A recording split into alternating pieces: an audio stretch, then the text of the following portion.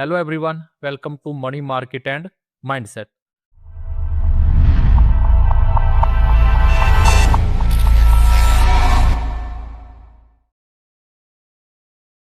तो last video में हमने डिस्कस किया था कि आप स्टॉक मार्केट के लॉसेस को कैसे एक प्रॉपर रोड मैप के थ्रू रिकवर कर सकते हैं। अगर आपको भी कोई प्रॉब्लम आ रही है उनको रिकवर करने में, तो आप प्लीज उस वीडियो को भी चेकआउट जरूर कर लें, जिसका लिंक मैं डिस्क्रिप्शन में दे दूंगा। तो आज की इस वीडियो में हम डिस्कस करेंगे प्राइस एक्शन। और इस वीडियो में मैं सिर्फ आपको प्राइस एक्शन के बारे में नहीं बताऊंगा, मैं आपको यह बताऊंगा कि मार्केट प्राइस एक्शन के अकॉर्डिंग मूव कैसे करता है। यानी आप मार्केट को इंटरप्रेट कैसे कर सकते हैं कि मार्केट कब ऊपर जाएगा, कब नीचे आएगा, प्राइस की जो मूवमेंट है वो ऐसी ही क्यों होती है। तो अगर आप ऑप्शन बाइंग करते हो तो आई सजेस्ट यू ऑल के please watch this video completely. क्यों? क्योंकि इस वीडियो के बाद आप यह इंटरप्रेट कर पाएंगे कि मार्केट किस लेवल से ऊपर जाने वाला है, जो मोमेंटम है वो कितना स्ट्रांग हो सकता है और कितना वीक हो सकता है। कौन से ऐसे लेवल हैं जो जहां से मार्केट में मोमेंटम आने के हाई चांसेस होते हैं। तो इस वीडियो के बाद आप सिर्फ ये नहीं गेस कर पाएंगे कि मार्केट ऊपर जाएगा या नीचे, आप यह इंटरप्रेट कर पाएंगे कि मार्केट किस लेवल से ऊपर जाएगा और किस लेवल तक जाएगा और वहां से कहां तक नीचे आएगा। तो अगर आप ट्रेडिंग को लेकर सच में सीरियस हैं और ट्रेडिंग में ही अपना करियर बनाना चाहते हैं, इसको ही चांस देना चाहते हैं, तो ये इस वीडियो को आप शुरू से लेकर लास्ट तक जरूर देखें। क्यों? क्योंकि अगर आपने इस वीडियो को आधा देखा तो आप हाफ नॉलेज ही ले पाएंगे, और हाफ नॉलेज हमेशा डेंजरस होती है। अगर आप हाफ नॉलेज के साथ मार्केट में जाएंगे तो आपका नुकसान ही होगा। हो सकता है आपने पहले इसको अप्लाई किया हो और आपका नुकसान हुआ हो। तो I suggest you all please watch the full video till the end. तो स्टार्ट करते हैं आज की डिस्कशन को। सबसे पहले हम समझते हैं कि मार्केट में जो प्राइस है वो मूव कैसे करता है। यानी कि प्राइस अगर ऊपर जा रहा है तो वो ऊपर, मतलब प्राइस ऊपर जा रहा है तो ऊपर क्यों जा रहा है और ऊपर जाकर नीचे क्यों आता है। सबसे पहले इस बात को हम समझने का ट्राई करते हैं। तो मार्केट में प्राइस मूवमेंट होता है वो दो रीजन पे डिपेंड होता है। First one is imbalance in demand and supply. यानी कि जब डिमांड और सप्लाई में इम्बैलेंस होता है तो प्राइस मूव करता है। फॉर एग्जाम्पल, इसको मैं आपको एक एग्जाम्पल के साथ समझाता हूं। अगर कोई स्टॉक 100 रुपीज पर फिलहाल ट्रेड कर रहा है और अचानक से इसको खरीदने वाले आ रहे हैं, यानी मार्केट में बायर्स एंटर करते हैं। अब सप्लाई तो इसकी लिमिटेड है, तो डिमांड बढ़ गई। डिमांड बढ़ेगी तो क्या होगा, इसका जो प्राइस है वो ऊपर को शूट अप कर जाएगा। लेकिन प्राइस कभी भी ऐसे सीधा ऊपर को नहीं जाएगा। प्राइस एक लेवल तक ऊपर जाएगा, फिर वहां से थोड़ा सा पुल बैक आएगा, फिर ऊपर जाएगा। तो ऐसे हायर हाई और हायर लो बनाता हुआ प्राइस ऊपर जाएगा। तो आपको पता चला होगा कि अगर डिमांड और सप्लाई में इम्बैलेंस है तो प्राइस मूव करेगा। दूसरा जो रीजन है वो होता है सर्च फॉर लिक्विडिटी। मार्केट हमेशा लिक्विडिटी की डायरेक्शन की ओर मूव करता है। जहां पे उसको लगता है कि ऑर्डर पेंडिंग है तो वो उन ऑर्डर को फिल करने का ट्राई करता है। फॉर एग्जांपल, जैसे आप यहां पर देखिए, यहां से एक अपसाइड का मूव आया, लोगों ने क्या किया होगा, यहाँ पे कई लोगों ने यहाँ पे एंट्री ली होगी, यहां तक उन्होंने मूव कैप्चर किया होगा। फिर यहां से कुछ लोगों ने प्रॉफिट बुक करना स्टार्ट किया तो मार्केट यहां तक आया। लेकिन यह होना तो यह चाहिए था कि मार्केट यहां से फिर ऊपर जाता। ये मार्केट नीचे क्यों आ गया, इतना नीचे क्यों आया और यहां आने के बाद ही ऊपर क्यों गया? उसका रीजन है, एक तो यहां से गैप अप ओपन हुआ है, तो इसके बीच के जितने भी ऑर्डर थे वो सारे पेंडिंग है। यानी कि वो ऑर्डर फिल नहीं हुए, वो सारे पेंडिंग ऑर्डर हैं। यानी मार्केट को यहां पर भी पेंडिंग ऑर्डर शो होंगे। और दूसरा, जिन लोगों ने यहां पर बाय किया होगा उन्होंने अपना स्टॉप लॉस इस एरिया में लगा रखा है, इस सारे एरिया में। तो मार्केट ने क्या किया, पहले ऊपर मूव किया, यहाँ पे इन लोगों ने जिन्होंने बाय किया था उन्होंने अपना प्रॉफिट बुक करना स्टार्ट किया, तो मार्केट थोड़ा थोड़ा नीचे आना स्टार्ट हुआ। और अब यहाँ पे क्या होता है, सेलर्स मार्केट को ना और नीचे लेकर जाना चाहते हैं। इंस्टीट्यूशंस जो होते हैं मार्केट को नीचे लेकर आना चाहते हैं। क्यों? क्योंकि उनके ऑर्डर यहाँ पर पेंडिंग रह गए थे मार्केट गैप अप ओपन होने के कारण। वो क्या करेंगे, मार्केट को ना यहाँ से इस नीचे की ओर लेकर आएंगे। जैसे ही उनके ऑर्डर फिल होने स्टार्ट होंगे, स्टॉप लॉस लोगों ने लगा रखा होगा, वो कटना स्टार्ट हुआ होगा। यहाँ पे जिन लोगों ने एंट्री ली थी वो भी डर के कारण एग्जिट कर देंगे। मार्केट इस लेवल पे थोड़ी देर कंसोलिडेट करेगा। जैसे ही सारे ऑर्डर फिल हुए तो मार्केट यहां से फिर ऊपर की ओर गया। तो ये तो थी लिक्विडिटी की एक्सप्लेनेशन कि मार्केट कैसे लिक्विडिटी की ओर मूव करता है। अब आपने अच्छे से समझ लिया। हमें यह तो पता चल गया कि मार्केट मूव होने में दो रीजन होते हैं। प्राइस अगर ऊपर नीचे जा रहा है तो दो रीजन से जा रहा है, imbalance in demand and supply, और दूसरा है सर्च फॉर लिक्विडिटी। लेकिन हमें क्या फाइंड करना है? हमें सबसे पहले हम फाइंड करेंगे सपोर्ट और रेजिस्टेंस। उन लेवल्स को आप कैसे ड्रॉ कर सकते हो? जैसे ये फेब मंथ का ही है, ये है 3 फेब, और 3 फेब से लेकर 27 फेब का चार्ट आपके सामने है। मैंने 1 आवर टाइम फ्रेम यूज किया है। आप अगर इंट्राडे करते हैं तो 1 आवर और 2 आवर पे आपने भी मार्केट को एनालाइज करना है। जो मार्केट के इंपॉर्टेंट लेवल हैं उनको ड्रॉ करना है। और सपोर्ट और रेजिस्टेंस ड्रॉ करने के लिए आपको वो लेवल फाइंड करने हैं यहाँ पे मार्केट ने मल्टीपल टाइम रिएक्शन लिए। रिएक्शन मींस या तो मार्केट उस लेवल पर सपोर्ट ले रहा है, या पर उस लेवल पर रेजिस्टेंस ले रहा है और नीचे आ रहा है। जैसे फॉर एग्जांपल, हाँ, एक यहाँ पर एक लेवल है जो मार्केट का हाई था। मैं यहाँ पे एक लाइन ड्रॉ करता हूँ, सॉरी। हाँ, और एक ये लेवल, दूसरा लेवल ये। क्योंकि बड़ा टाइम फ्रेम है तो आपको भी आसानी होगी। दूसरा, यहां पर भी मार्केट ने लिया है ना, तो हम यहां पे भी एक लाइन ड्रॉ करेंगे।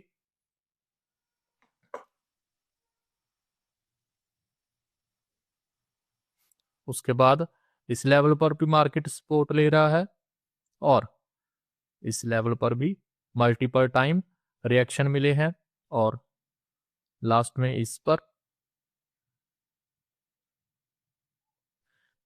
पर यहां, और this is the main last one. अब हमने अभी सारे लेवल ड्रॉ कर लिए हैं। अब हम ट्रेडिंग तो 2 आवर टाइम फ्रेम पे नहीं करेंगे, इंट्राडे ट्रेडिंग करते हैं, तो अब हम इसको स्विच करेंगे 15 मिनट के टाइम फ्रेम पर। अब अब अब आप इसको अच्छे से देख रहे होगे कि जैसे ही मार्केट इन लेवल पर आता है, फॉर एग्जांपल यहाँ पे देखिए आप, जैसे ही मार्केट इन लेवल्स पर आएगा यहां से रिएक्शन मिलेगा मार्केट को।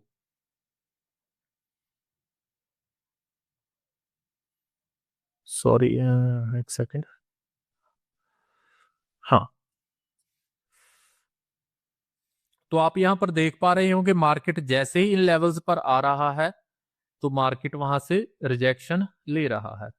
उसके बाद हमने फाइंड करना है कि मार्केट में ट्रेंड कौन सा है। अगर आप इस टाइम फ्रेम में चार्ट को ऑब्जर्व करें, एनालाइज करें, तो सबसे पहले यहाँ पे एक बहुत बड़ी बेरिश कैंडल स्ट्रॉन्ग मोमेंटम के साथ फॉर्म कर रखी है। इसका मीनिंग क्या है कि मार्केट में सेलर एक्टिव है, मार्केट डाउन ट्रेंड में है।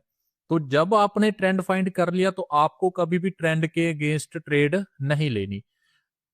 अगर मार्केट में डाउन साइड का ट्रेंड है तो हम भी डाउन साइड की ओर ही ट्रेड करेंगे। तो उसके लिए हमने जो लेवल ड्रॉ करे हैं, जैसे ही इन लेवल्स पर मार्केट आएगी वहां पे हम सेल साइड के सिग्नल की वेट करेंगे। I hope you got my point. जैसे यहां पर मार्केट आया, यहां से फिर गया नीचे, यहां पे उसको एक सपोर्ट ले रखी थी उसने, यहां से फिर ऊपर गया, इस लेवल के आसपास आया, यहां पे उसने थोड़ी देर कंसोलिडेट किया, ऊपर गया, फिर नीचे। तो अगर आप मार्केट में डाउन साइड का ट्रेंड है तो आप ट्रेंड के अगेंस्ट जाने का कभी सोच भी नहीं सकते। तो आई होप आप अभी इसको अच्छे से समझ गए होंगे। आपको इसको अपनी ट्रेडिंग में कैसे अप्लाई करना है नेक्स्ट मैं वो बताता हूं। सबसे पहले हम जो इंट्राडे ट्रेडिंग है वो 15 मिनट और 5 मिनट के टाइम फ्रेम पर ही करते हैं। 15 मिनट पर हम ऑब्जर्व करेंगे और 5 मिनट पर हम एंट्री लेंगे। तो यहां पर आप देख सकते हैं मार्केट जब इस लेवल के आसपास आया, यहां से रिजेक्शन लेकर कितना बड़ा स्ट्रॉन्ग नीचे मूव दिया है मार्केट ने। नाउ आई होप कि आपको सपोर्ट और जो रेजिस्टेंस है अच्छे से पता चल गए होंगे भी इसका कंसेप्ट क्या है। अगर फिर भी आपको इसको समझने में कोई प्रॉब्लम आ रही है तो आप कमेंट सेक्शन में लिख दें सपोर्ट एंड रेजिस्टेंस। तो मैं क्या करूंगा, एक प्रॉपर विद एक्सप्लेनेशन आप इसको ड्रॉ कैसे कर सकते हैं, कौन से लेवल इंपॉर्टेंट होते हैं, मैं उस पे एक स्पेशल वीडियो आपके लिए अपलोड कर दूंगा।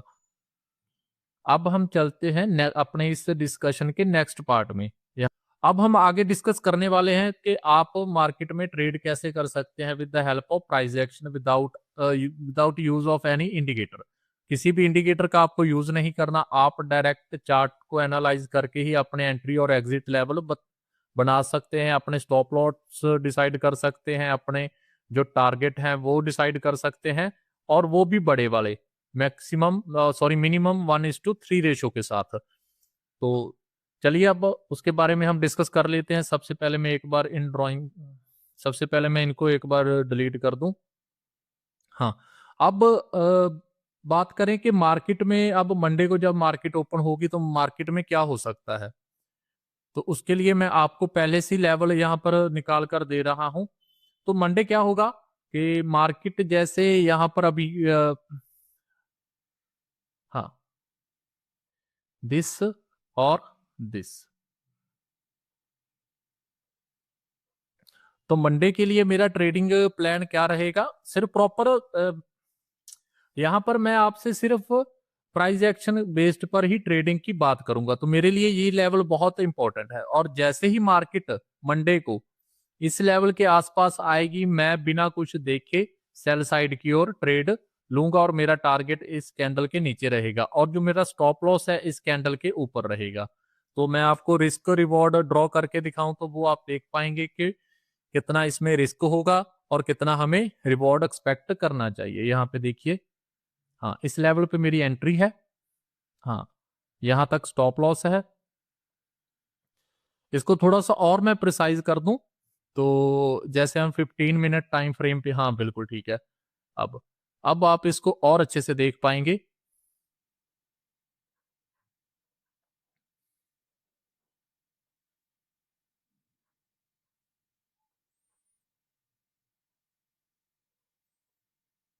तो मंडे को मेरा जो ट्रेड प्लान है वो यह रहेगा, इस लेवल पर जैसे ही मार्केट इस लेवल पर आएगा, क्योंकि मुझे लग रहा है मंडे को क्या होगा कि मार्केट एक बार यहां तक जाएगा जरूर, जो इसके ऊपर स्टॉप लॉस लोगों ने लगा रखा है इस लेवल के ऊपर, उसको कट करने के लिए। क्यों, यहाँ पर लिक्विडिटी है, यहाँ पर लोगों के स्टॉप लॉस लगे हुए हैं इस लेवल पर।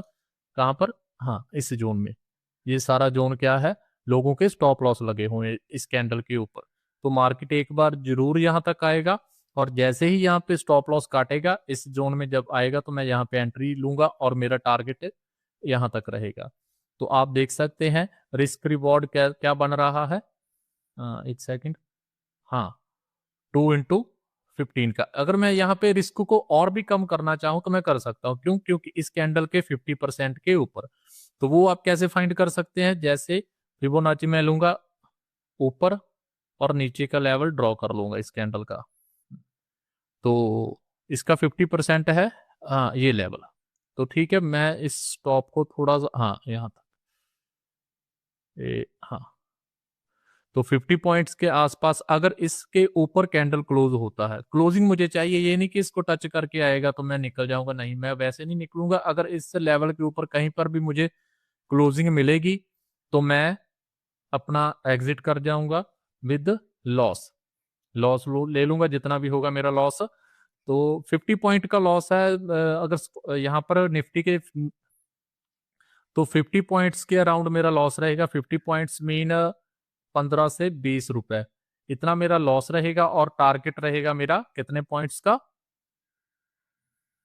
हाँ, टारगेट रहेगा 246 पॉइंट, मतलब 246 अराउंड 100 रुपीज के आसपास मेरा टारगेट रहेगा। तो आप देख सकते हैं 80 से 100 रुपीज का टारगेट, और 20 रुपीज का लॉस, 20 से 30 भी हो सकता है, क्योंकि टारगेट बड़ा है तो उसके अकॉर्डिंग लॉस कुछ भी नहीं है।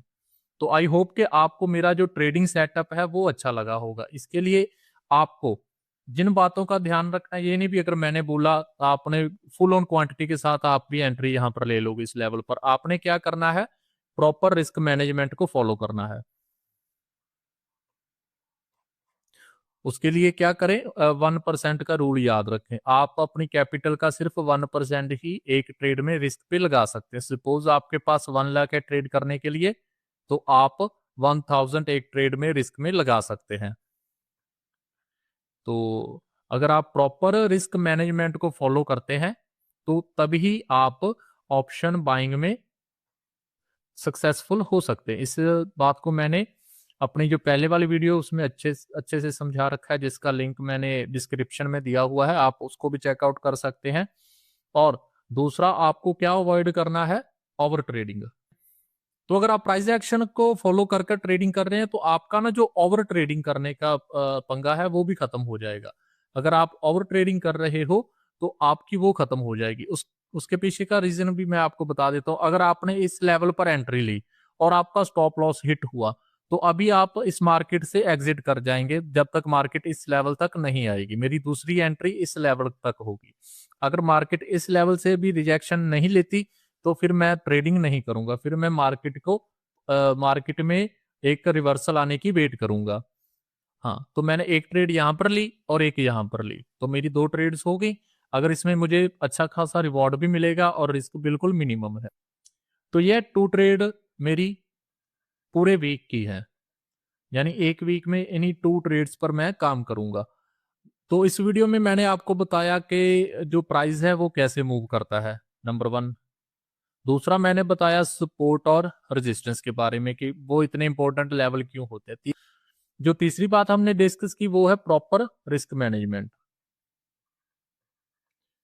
अगर आप इसको इग्नोर कर रहे हो तो आपका जो अकाउंट है वो वाइप आउट हो जाएगा। आप फिक्र ना करें, बहुत जल्दी हो जाएगा। तो इस वीडियो में हमने पहले बात की कि प्राइस मूव कैसे करता है, ठीक है। उसके बारे में मैंने आपको 2 बताए, वो 2 उसके पीछे लॉजिक होते हैं, 2 रीजन ही होते हैं, जिसको हमने डिटेल में समझ लिया है। दूसरी, मैंने बात की कि प्राइस एक्शन मूव कैसे रिएक्ट कैसे करता है, कौन से लेवल होते हैं, वो होते हैं सपोर्ट और रेजिस्टेंस के। उसको आप कैसे ड्रॉ कर सकते हैं वो भी मैंने बता दिया अच्छे से। तीसरा, अगर आप ऑप्शन बाइंग कर रहे हैं तो आपके लिए सबसे इंपॉर्टेंट क्या है, आप कोई भी सेटअप फॉलो कर लो, चाहे आप मूविंग एवरेज, सुपर ट्रेंड, कोई भी सेटअप आप फॉलो कर रहे हो, वो आपके लिए काम तभी करेगा जब आप प्रॉपर रिस्क मैनेजमेंट को फॉलो कर रहे हैं।